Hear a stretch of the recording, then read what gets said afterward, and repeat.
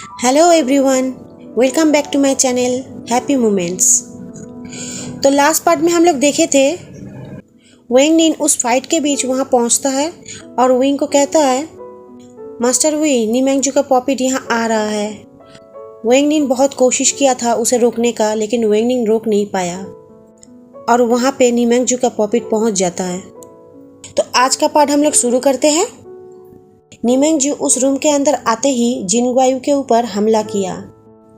Wing अपने flute से नीमेंगजू को रोकने की कोशिश किया, लेकिन नीमेंगजू विंग के ऊपर हमला कर दिया। नीमेंगजू विंग के चेस्ट पे हिट किया और विंग दूर फ्लोर पे जाके गिरा और ब्लड वॉमिट करने लगा। ये देख के वांग जी दौड़ के विंग के पास गया और अपना स्पिरिचुअल पावर उसको देने लगा। विंग वांग जी को स्पिरिचुअल पावर देने के लिए मना किया और वो खुद उठ के खड़ा हो गया। नीमेंगजू फिर से जिनग्वायू के ऊपर हमला किया, लेकिन इस बार जिनग्वायू को बचाते हुए शुशी नीमेंगजू के हाथों मारा गया। अब विंग और वांग जी दोनों मिल के नीमेंगजू के ऊपर हमला करने लगा, लेकिन वो दोनों मिल के भी नीमेंगजू को रोक नहीं पाया। नीमेंगजू इस बार अपने एक हाथों से जिनग्वायू का गला पकड़ा और एक हाथों से उसके चेस्ट पे हिट किया। वो पंच इतना हैवी था कि नीमेंगजू का हाथ जिनग्वायू के सीने के इस पार से उस पार हो गया और जिनग्वायू का सोल तुरंत अपना बॉडी छोड़ दिया।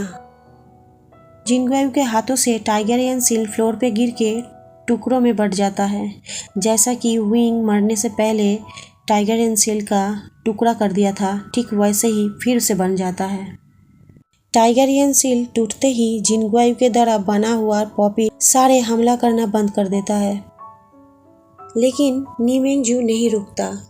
नीमेंगजू के अंदर इतना रिसेंटफुल एनर्जी भरा हुआ था और उसका रिवेंज भी पूरा नहीं हुआ था। पूरा जिन ब्लड लाइन ख़त्म करना चाहता था वो, यही उसका रिवेंज था।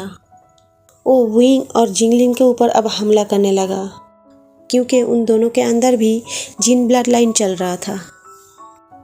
वेंग निन अब जिंगलिन को बचाने के लिए नीमेंगजू के साथ लड़ने लगा।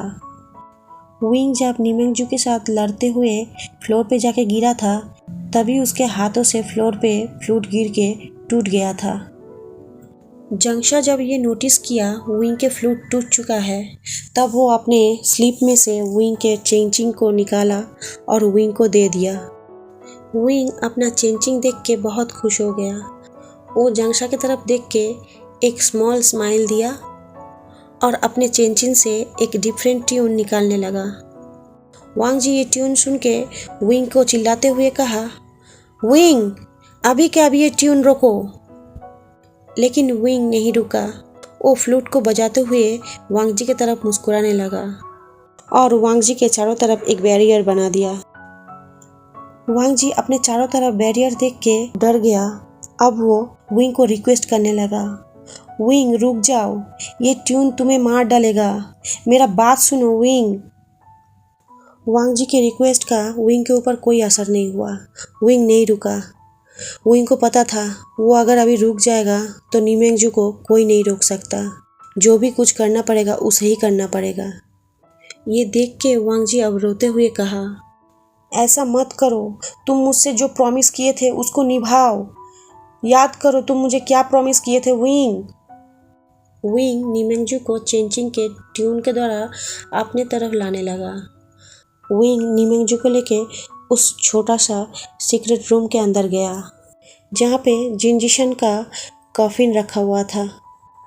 विंग उस कॉफिन में नीमेंगजू को बंद किया और अपने ब्लड से उस कॉफिन को सील कर दिया।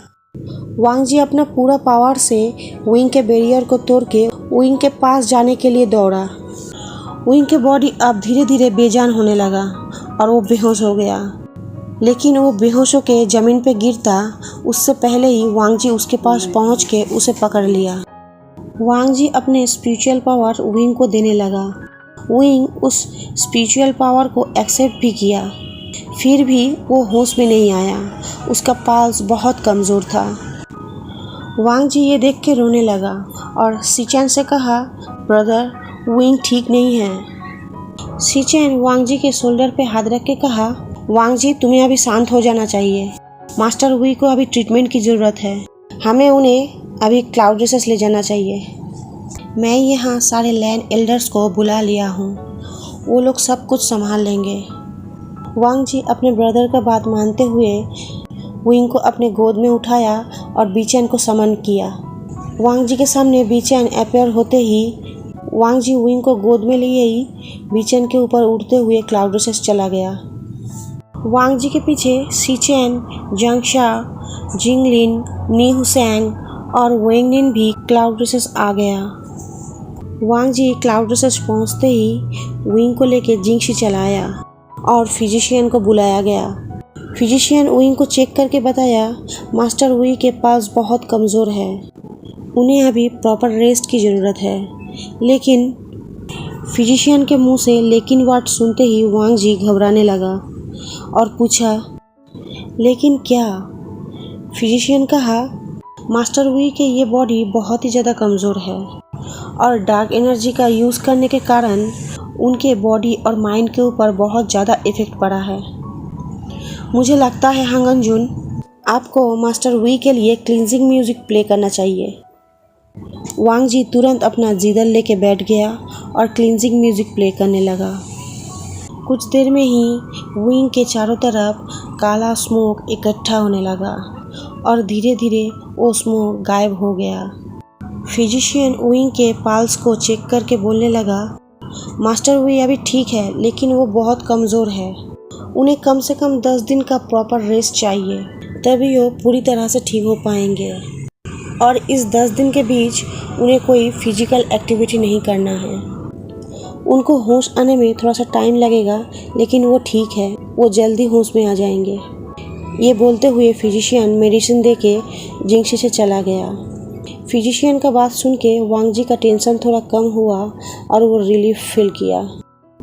अब जंगशा गुस्से में बेहोश विंग के तरफ देख के लाउडली कहा, वेविशियन जल्दी होश में आ जाओ, मुझे बहुत कुछ तुमसे पूछना है।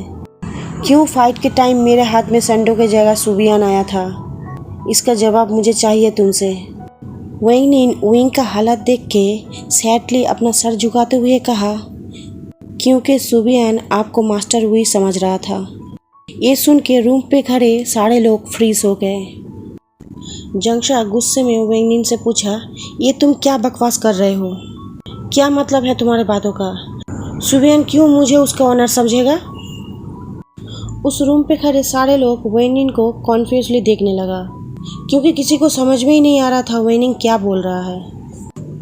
वेंगनिन कहा, क्लैन लीडर जैंग, मैं कोई बकवास नहीं कर रहा हूँ। आपके अंदर जो गोल्डन कोर है वो मास्टर वुई का है, इसीलिए जब आप शॉर्ट को समन किए थे तो संडो के जगह सुबियान आपके हाथ में आ गया था। ये सुन के जंगशा आग बबूला हो गया और वो गुस्से में कहा, वेंगनिन तुम्हारा इतना हिम्मत, तुम मेरे सामने ये सब उल्टा सीधा बोल रहे हो? तुम झूठ बोलने का हिम्मत कैसे किए हो? मेरे अंदर जो गोल्डन कोर है वो मेरा है। वेन जूलियो मेरा गोल्डन कोर क्रश करने के बाद महागुरु वैशंग के मदद से मैं ये गोल्डन कोर पाया हूँ। वेंगनिन जंगशा का बात सुन के एक सैडली स्माइल के साथ कहा, महागुरु ने दिए थे? नहीं, महागुरु कहाँ है, कहाँ रहते हैं, किसी को नहीं पता। मेरा चिया वेंगचिन मास्टर वुई के गोल्डन कोर आपके अंदर डाली थी। आपको याद है माउंटेन में एक औरत जिसने अपने आप को महागुरु बताई थी और आपको एक लिक्विड पीने के लिए भी दी थी?